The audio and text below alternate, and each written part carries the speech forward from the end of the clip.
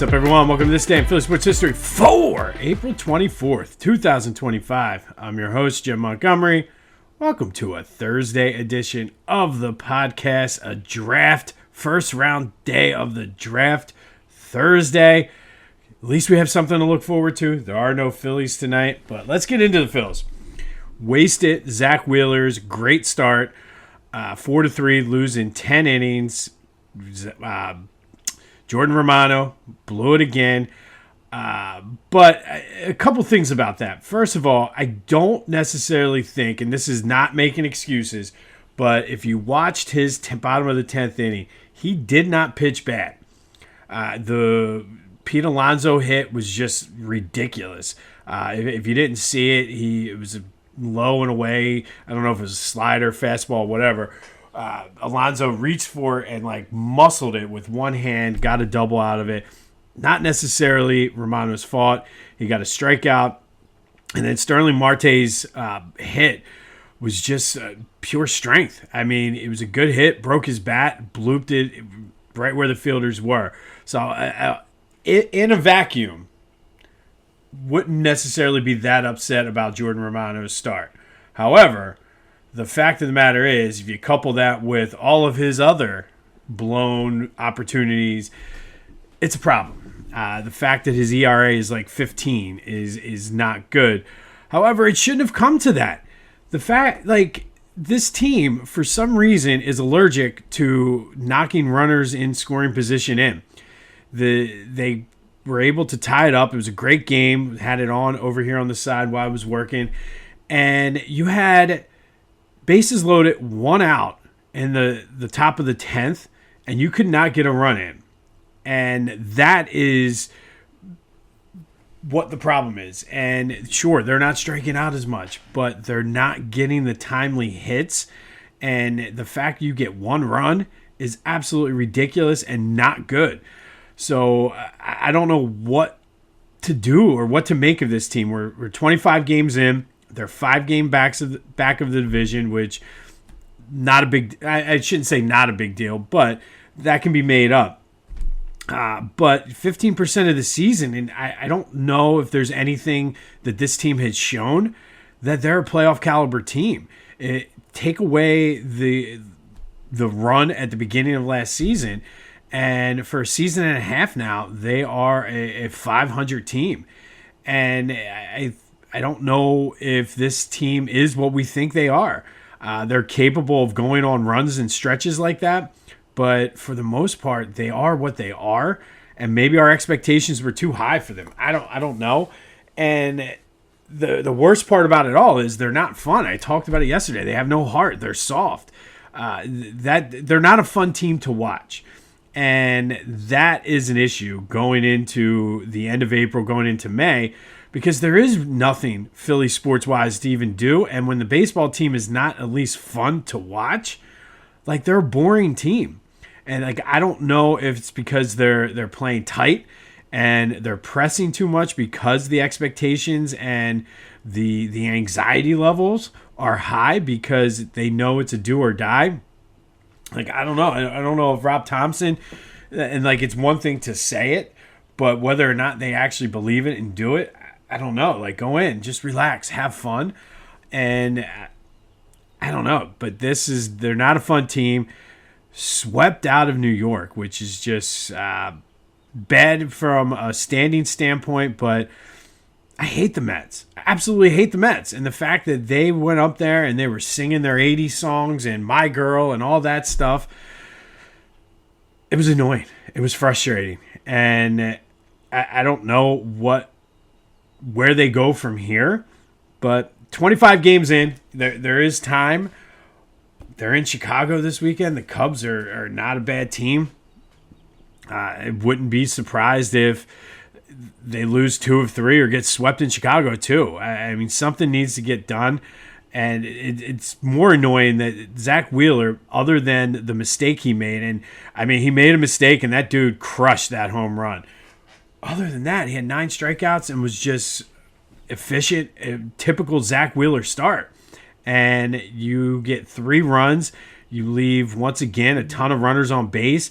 in the 10th inning, you can't get a run in. Come on now. Like, that's the frustrating part. Some other takeaways, though. Kyle Schwarber is about, and I guess you could say Bryce to a certain extent. Bohm extended his hitting streak, so after his early season struggles, he seems to be turning around. But Kyle Schwarber is the only guy that showed up to play every single day. Has going back to last year, I guess, a 31-game on-base streak. So he's been on base in every game this season. At least somebody's showing up, and I don't know. Somehow they need to take what Kyle Schwarber's doing and bottle it up and give it to the rest of the team. But look, they're off today. We can focus on the draft, but not a good series with the Mets. And truthfully, the rest of the bullpen didn't necessarily do that bad. Strahm and Alvarado are the studs. But, like, you got Romano, who I don't know what is going on with him. I don't know. He looks like Little Dicky. But hopefully he can get it turned around and this team can get it turned around. But off today, we can kind of relax on the Phillies for one day. But it is Eagles draft day. And before we get into the Eagles, recap of yesterday's question of the day. We did our 8th round and later draft pick spotlight. And Seth Joyner and Clyde Simmons were our two guys. And I asked you, is Seth Joyner a Hall of Famer? Shocking on this. And 54% said no, respectfully. I have to disagree. I think if you look at the numbers, he's ridiculous. And I think he does he played in sort of the in-between between the 80s and the 90s. And there was a lot of good linebackers in the 80s, a lot of good linebackers in the 90s. He also played on one of the most ridiculous defenses of all time. So maybe that hurts him. But I do think he needs to be in and should be and deserves to be in, even though you disagree. Thank you, as always, for participating in the question of the day. We'll have one here in a minute. But it is draft day. And I guess not a surprising move. The Eagles declined Jahan Dotson's 5th-year player option. So he will be a unrestricted free agent at the end of this season, which leads me to believe there might be Howie has something cooking with him. We'll see what happens. But as he got comfortable, he played decently in the playoffs in the Super Bowl as your third option. So we'll see what Howie has cooking now that he's declined Dotson's 5th-year option. But tons of needs on defense. Kind of need to figure out what's happening with Dallas Goedert. I guess a lot is going to be dependent on how the draft falls.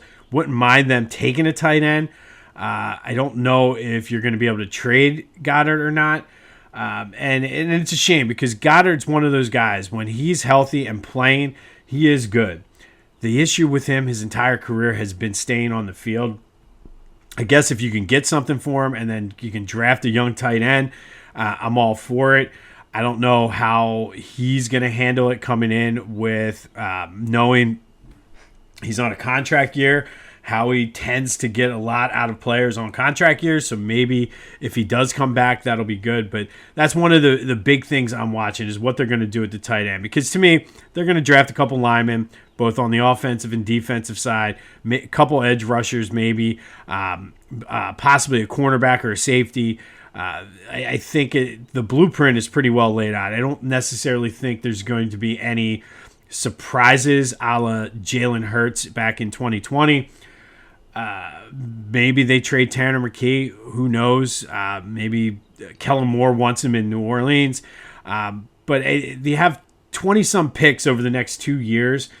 And I wouldn't be surprised if Howie does make some moves with some of those picks and it kind of pushes that can down the road a little bit because they're in a good position where you're the defending Super Bowl champs. Yes, you have some needs, but you have the draft capital to pretty much do whatever you want in this draft, but also set yourself up for future drafts and sustain the success that they've been having. So I'm looking forward to it. Likely will not be awake tonight when the Eagles pick at 32. And I've heard a lot of people saying through social media they can't wait to wait up all night for the 32nd pick only to have Howie trade it. But we'll see. Draft is always fun. I believe it's out in Green Bay this year. So anxious to see what the Eagles have and Howie Roseman have up their sleeves for tonight. But that is today's question of the day. First round of the draft is tonight. Will they trade up, trade down, or make the pick? That is the question of the day. 267-495-8531. That's the Back to the Future voice and text line. Get that. Anything else Philly sports related off your chest. If you want to vent about the Phils, we can do a Thursday therapy session. Vent about the Phillies and get your frustrations out. Take that negativity and release it into the ethos. But what are the Eagles going to do, or what would you do if you were the Eagles? Would you try to trade up, trade down, stand pat? I guess obviously a lot's going to be dependent upon how things fall. But if you're Howie Roseman, what would you do? I think I would see kind of how it falls, and I think any and all three of these options are on the table. I know that's kind of a cop-out, but we'll see. But nothing today will surprise me. But draft tonight, I believe it starts at 8, 7. But either way, we'll be tuning in because at least we don't have to deal with the Phillies. All right, let's do some quick housekeeping notes. And we talked the other day about the Penn Relays starting in 1895. They get kicked off today down at Franklin Field. I highly recommend, if you get a chance to ever attend the Penn Relays, to absolutely go and see them. It's fun. I would imagine at some point some of the professional and college, there's going to be some sort of TV coverage of it. I did see there's a subscription service on the Penn Relays website if you want to subscribe to that. But the Penn Relays, a Philadelphia institution, they get underway later this morning. Be sure to follow me on social media, Jimbo_Mott on Twitter and TikTok, on Instagram at PhillyJimbo. Subscribe to the YouTube channel, Jimbo_Mott, and continue to spread the word as we grow this thing, spreading like the little dandelion white things in the wind is how we're doing. And that's how this thing is going to grow. Spread the word. If you're enjoying this, likely someone in your network will as well. And then be sure to check out my social media for any highlights, clippings, photos, things like that, talking about what we discuss on this day in Philly sports history, including my Facebook and LinkedIn. All right, time for our Tankathon simulations. And I ran both this morning, and it was a good day for both the Sixers and the Flyers. First, the Flyers maintained the 4th pick in the draft today. Seems like that. I'm starting to see the trends. Seems like they're going to be right in that 4 or 5 range, which is a good thing. Possibly they move up. The Sixers, though, they have lost their pick the past 2 days. And where do they end up today? They moved up to the number 2 spot. So the Sixers get the number 2 pick today in our Tankathon. We will continue to run the simulations every day until both the NBA and NHL draft lotteries happen. Next week, I'll start looking at the trends and we should have a clearer picture then of where the odds say the Sixers and the Flyers will pick in their respective drafts. Check out my friends over at the Clashing Conferences podcast. Lots of great things happening on their Sports Fan Network. Go to clashingconferences.com for details to see how you can get involved, what they have to offer, and then check out their podcast on anywhere you get your podcasts as well as on YouTube. Steven and the crew over there are doing great things. Good guys, entertainment. So go check them out. And then do some shopping at Philly Goat. It's going to be another beautiful day. Get your tees, get your shoes, your slides, pick up some rocks glasses, buy some artwork. They got you covered for everything Philly sports that you need. Great shirts. Like I said, every day I'm like, every time they come out with a new shirt, I'm like, here we go. Got to get that one. Got to get that one. I've talked about the shoes. The shoes are phenomenal. But really excited for the partnership they have with Jordan Spector. And if you haven't checked out Jordan Spector's art, check it out on Philly Goat and use the promo code Jim Montgomery to take 10% off your order. That's phillygoat.com. Promo code Jim Montgomery to take 10% off of your order. All right, so let's try to infuse some positivity into our lives. And let's go back to 1967. And on this day in 1967, the Sixers won the NBA championship beating the San Francisco Warriors at the time, 125-122 in Game 6. Wilt Chamberlain went off for 24 points, 23 rebounds. Luke Jackson added 21 rebounds himself. Wally Jones led the Sixers with 27 points. Rick Barry for the Warriors had 44 to lead all scorers.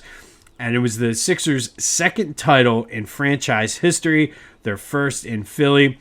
They did win one as the Syracuse Nationals back in 1955. And this was an interesting story because the Sixers moved from Syracuse in 1963. The Warriors were in Philly, moved to San Francisco. So essentially, the Sixers were the Warriors' replacement in Philly. But this 66-67 team is considered one of the greatest in NBA history. They have one of the top 5 regular season winning percentages of all time. In the past 20, 25 years, there's been a lot of good teams like the Warriors. And I don't even know, it might be more than 25 years now. But the Last Dance, Chicago Bulls were a good team.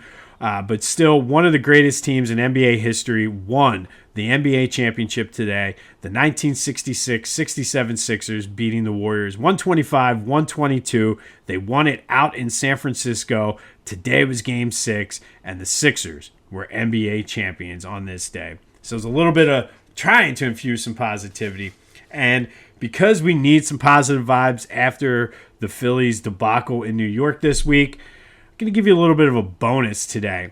And on this day in 2020, little did we know at the time, as we're kind of figuring out COVID, the draft was virtual. Roger Goodell was broadcasting from his office. Fans were on Zoom calls. And I remember we had a Zoom call in my basement, having a couple beers, watching the draft unfold. But little did we know it at the time. On this day, the seeds were planted for the Super Bowl 59 champion Eagles.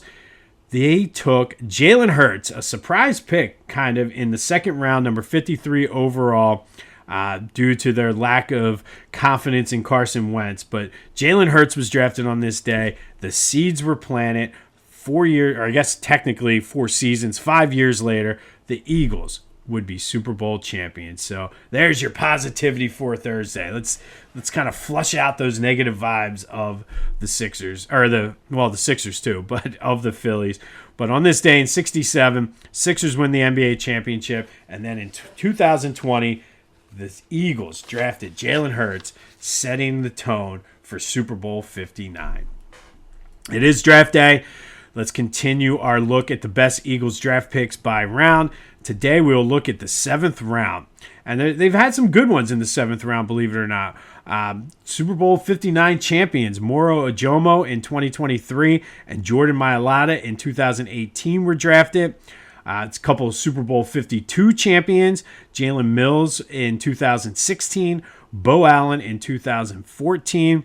Legendary broadcast pioneer and 2-time Pro Bowler Irv Cross was drafted in the 7th round in 1961. One of our all-time favorite backup quarterbacks was drafted in the 7th round in 1997, and that was Coy Detmer. Still won't forget him bringing out the whip in San Francisco, taking over for Donovan that year. Carl Hairston, Super Bowl 50, or NFC champion, and started for the Eagles in Super Bowl 15, was drafted in the 7th round in 1976. But our big spotlight today is going to be on one of Carl Hairston's teammates. And Harold Carmichael was drafted by the Eagles in the 7th round in 1971.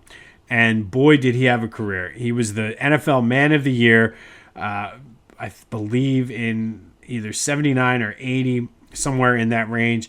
He was a 2-time All-Pro, 4-time Pro Bowler. He's on the NFL's 1970s All-Decade team. He's in the Eagles Hall of Fame. He's on their 75th anniversary team, and just recently inducted into the Pro Football Hall of Fame.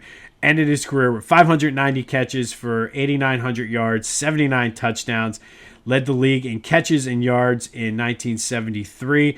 And probably one of the most amazing stats for Harold Carmichael, 127 straight games with a catch. He is the Eagles' all-time leader in receiving yards, catches, and touchdowns.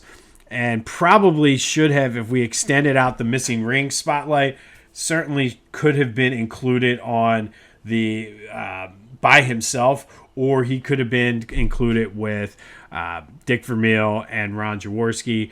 But after he retired, he did work for the Eagles as Director of Player and Community Relations from 1998 to 2017.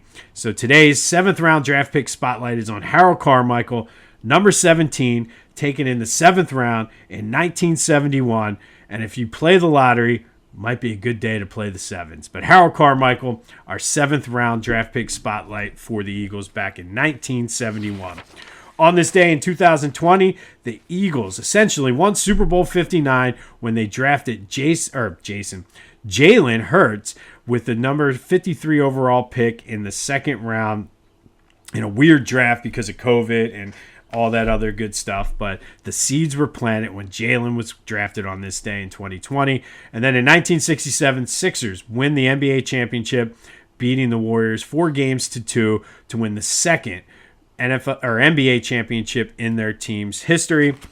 We will update the Eagles' 1st round pick, trade, whatever they tend to do. But let me know what you think. If you are Howie Roseman, what do you do with the 32nd overall pick? 267-495-8531. That'll get you in. I expect him to be very, very active. But let me know what you would do if you were Howie Roseman. We'll run our Tankathon simulations tomorrow. And, of course, tomorrow is Friday, and we spend Fridays with AI. Tomorrow we'll have a very special draft Fridays with AI. And I got to be honest, in just talking with AI about what we had to talk about, this one, man, I went down some rabbit holes, and there is a lot to cover tomorrow. So stay tuned tomorrow for Fridays with AI, NFL Draft Edition. No Phillies. That could be a good thing. But they go out to Chicago and play a 2:30 game tomorrow out in Wrigley Field. This has been This Day in Philly Sports History for April 24th, 2025. My name is Jim Montgomery. Have yourselves a Thursday. Happy NFL Draft Day. And until next time, I'll see you when I see you.